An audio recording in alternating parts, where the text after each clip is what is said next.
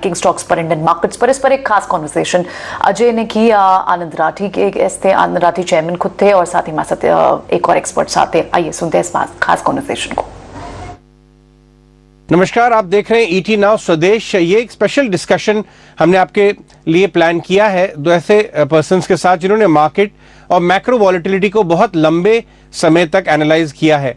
आनंद Rathi group के chairman आनंद राठी जी हमारे साथ मार्केट्स को एनालाइज करने के लिए आज जुड़ रहे हैं। और जो एक बहुत बड़ा मैक्रो इशू इस समय कंट्री की इकोनॉमी पर और मार्केट दोनों के ऊपर मंडरा रहा है वो है सडन रुपी वीकनेस। इनफैक्ट आज 77.5 टू द डॉलर का रीडिंग हमने देखा। Jayesh Mehta MD country treasurer bank of America के हमारे साथ वो भी जुड़ रहे एक्सप्लेन करने के लिए। मिस्टर मेहता, आपसे मैं शुरुआत करना चाहूँगा। इंडियन करेंसी बाकी बहुत सारी देश वर्ल्ड की इमर्जिंग मार्केट करेंसीज के कंपैरिजन में काफ़ी रेजिलियंट रही लास्ट कुछ महीनों से, लेकिन अभी कुछ लास्ट हफ्तों से कुछ दिनों से सडन वीकनेस सी नज़र आ रही है। आपके हिसाब से ये इन्वेस्टर्स के लिए और सिटीजन्स के लिए कितना चिंता का विषय है? नहीं, अभी जो चल रहा है वो तो पूरा वर्ल्ड के लिए चिंता का विषय है। सो फ्रैंकली अपने यहाँ पे अक्टूबर तक तो आपका एफपीआई का फ्लो आ रहा था, उसके बाद में एफडीआई का फ्लोज भी कंटिन्यूड था और ट्रेड भी अपना ठीक ही चल रहा था। But with this Ukraine and oil का प्राइस यहाँ जाने पे मतलब 110, 120 और वो भी पता नहीं है आगे जाके क्या है कि भैया 100 पे सेटल होगा या 130 पे सेटल होगा, किसी को कुछ आइडिया है नहीं। एंड उसके साथ साथ डॉलर स्ट्रेंथनिंग भी हो रहा है, ट्रेड डेफिसिट भी अपना बढ़ रहा है। तो वो सब चीज जो है वो लास्ट 1-1.5 महीने में मतलब मार्च के बाद एक्यूमुलेट हो गई है। तब तक तो ठीक ही चल रहा था अपना, मतलब इवन दो थोड़ा एफपीआई का आउटफ्लो था अक्टूबर से, बट एफडीआई फिर भी ठीक आ रहा था।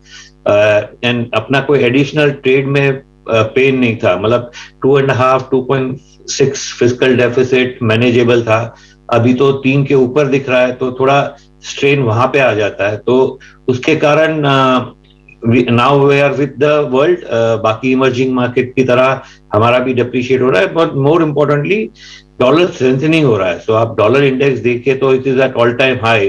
तो वो जब तक डॉलर स्ट्रेंथनिंग चलेगा और जब तक उनका रेट हाइक चलेगा, डॉलर स्ट्रेंथनिंग तो चलते रहेगा। तो अभी पता नहीं है कहाँ रुकेगा, क्या रुकेगा, वो कुछ आइडिया नहीं है अभी तो। अच्छा, बट हिस्टोरिकली आपने बहुत सारे ऐसे फेजेस देखे होंगे जब डॉलर रैली होता है, बाकी सारे इमर्जिंग मार्केट करेंसी से प्रेशर डालता है, लेकिन प्रीवियस फेजेस में जो इकोनॉमी का हाल था हमारे और इस समय जो इकोनॉमी का हाल है, जो फॉरेक्स रिजर्व्स हमारे हैं, उसमें आपको थोड़ा एक स्ट्रेंथ दिख रहा है कि हम ये क्वेश्चन कर सकते हैं कुछ समय तक तो एटलीस्ट? नहीं, डेफिनेटली। सो अपना फॉरेक्स रिजर्व जो 2013 में हुआ था और versus now quite comfortable situation पे है। अपार्ट फ्रॉम दैट दूसरा एक तो रिजर्व तो सबको दिख ही रहा है, तो वी आर मतलब 12-14 महीने का अपना इंपोर्ट कवर ऑलरेडी है।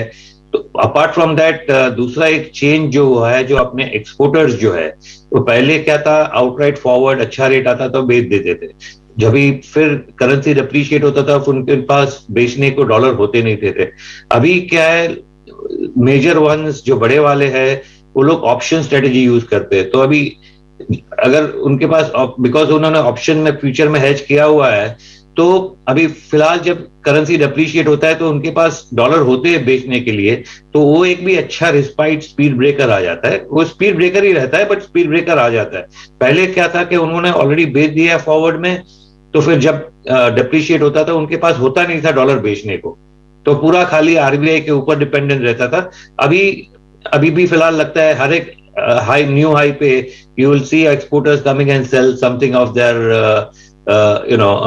dollars which they have not sold it, they have sold it, they just bought an options for that. Rathi ji, बहुत बड़ा फर्क है अपना। जी राठी जी, अगर बाजार के नजरिए से जो देखें तो ये चिंता का विषय किस हद तक है आपके हिसाब से, और क्या आपको लगता है कि जो बाजार प्रेशर देखने को मिल रहा है उसमें भी इसका बहुत बड़ा कंट्रीब्यूशन है इस समय हमारी रुपये की वीकनेस होने का?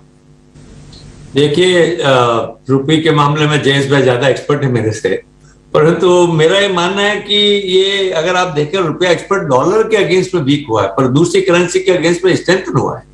तो ओवरऑल आप देखें तो ऐसा कोई मुझे नहीं लगता कि उसके कारण मार्केट में बहुत बड़ा इम्पैक्ट, स्टॉक मार्केट की जो बात कर रहा हूं उसके रुपी वीकनेस के कारण ज्यादा इम्पैक्ट नहीं आएगा। ऑलरेडी पिछले 8 महीने से एफआईज 40,000 45,000 करोड़ बेचती आई है। और बढ़िया बात यह कि सामने डीआईज के सामने रिटेल का मार्केट में अपने यहाँ इन्वेस्टर्स का लोकल पैसा बराबर आ रहा है और उसका इम्पैक्ट नहीं नजर आ रहा। आज जो इम्पैक्ट नजर आ रहा है मार्केट में वो ज्यादा because of the inflation, global inflation है, अपने यहाँ ज्यादा इम्पैक्ट है ऑयल वगैरह का, उसके कारण जो इंटरेस्ट रेट में प्रेशर आ रहा है उसका इम्पैक्ट मार्केट में अपने यहाँ ज्यादा है, बजाय ये कहना कि भाई रुपी वीकनेस के कारण कोई इम्पैक्ट है। राइट राठी जी, हमने देखा कि एफआईएस ने बहुत एकदम होलसेल सेलिंग की है इंडियन मार्केट में कुछ महीनों से। टॉप में कुछ 23-24% की उनकी इक्विटी ओनरशिप हो गई थी पूरे इंडियन स्टॉक्स की, और अभी करीब 19% के आसपास आ गई है। ऑल टाइम लोज जो है वो 1650-1700। आपको और नजर आती है एफआईएस की सेलिंग, क्योंकि वो भी वहीं पे सेल करते हैं जहां प्रॉफिट्स हो, इतने सालों से दशकों से इंडिया होल्ड कर रहे हैं, और अब ये डॉलर रैली हो रहा है, तो उनका बिहेवियर कैसा नजर आता है इस फेस में? जैसे आपने एक बात बताई कि जहां प्रॉफिट है वहां बेचता है, तो naturally Indian markets have done well.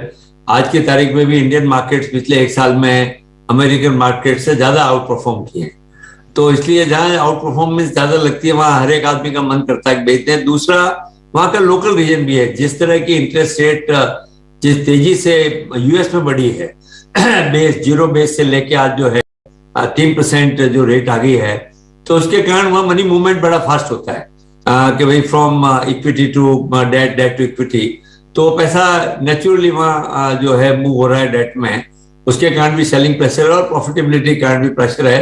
परंतु उसके बाद भी पर एक चीज और ध्यान में रखना चाहिए, अपने को एफआई के सेल के फिगर देख रहे हैं, पर पिछले 8-9 महीने में अपने यहाँ आईपीओ भी बहुत आए, तो उसमें जो पैसा है वो इसमें कहीं नजर नहीं आ रहा है, तो काफी मनी चर्न होके वापस थ्रू आईपीओ रूट भी अपने आई है। और इसके अलावा जैसे मैंने बताया कि यहाँ अपना लोकल इन्वेस्टमेंट जो है आज की तारीख में अभी भी स्ट्रांग है। अगर पिछले 10 महीने में हो सकता है 4-5 लाख करोड़ का अगर उन्होंने माल बेचा भी है, वो सारा ऑब्जर्व हुआ है और अच्छे से ऑब्जर्व हुआ है। सामने हर महीने आप देखते हैं आज म्यूचुअल फंड में लगातार पैसा आ रहा है, इंश्योरेंस कंपनीज के पास पैसा आ रहा है, तो इसलिए from the angle of demand ये लिक्विडिटी जो है अपनी यहाँ particularly in the stock market funds काफी इन्वेस्ट हो रहे हैं और आगे भी होते रहेंगे। क्यों? कारण क्या है कि आज और दूसरा कोई एसेट क्लास इंडिया में अभी भी बहुत अट्रैक्टिव नहीं है, चाहे अपने डेट मार्केट ले लें, चाहे रियल एस्टेट ले लें, तो उसमें भी अट्रैक्टिव ज्यादा नहीं है। तो इसलिए आई थिंक कि सेल्स तो एफआई की कंटिन्यू कर सकती है, परंतु सामने एब्जॉर्प्शन भी होना पॉसिबल है, ऐसा मेरा मानना है। और ये भी मानना है कि सेल्स धीरे धीरे हो सकता कम हो जाएगी। अभी मार्केट जैसे 10% से ऊपर अपना नीचे गिर गया है, तो naturally it has an impact, तो इसलिए लोगों की प्रॉफिटेबिलिटी कम हो गई, तो वो भी सेल काफी माल बिक गया है। तो I hope that the pressure of sell may continue, but the level of pressure will go down.